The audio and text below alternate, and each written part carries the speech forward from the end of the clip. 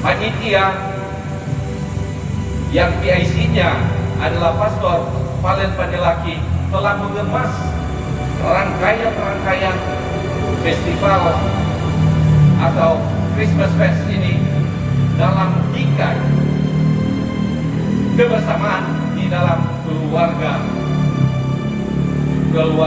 yang ada di dalam paroki yang kita cintai ini. Pada malam hari ini adalah malam acara pembukaan Christmas Feast Paroki Bunda Teresa dari Kalkuta GPI.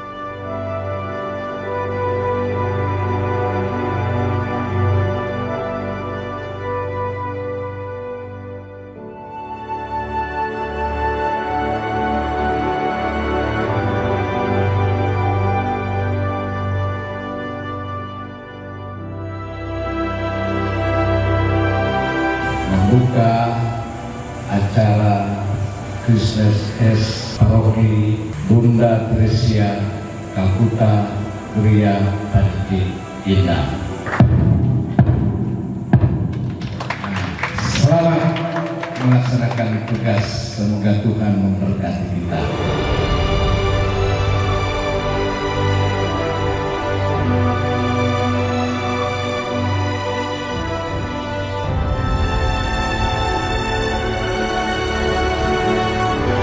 Saya ucapkan terlebih khusus terima kasih kepada teman-teman rekan-rekan OMK yang telah memberi diri khususnya untuk penampilan kami yang terakhir, tablo Natal.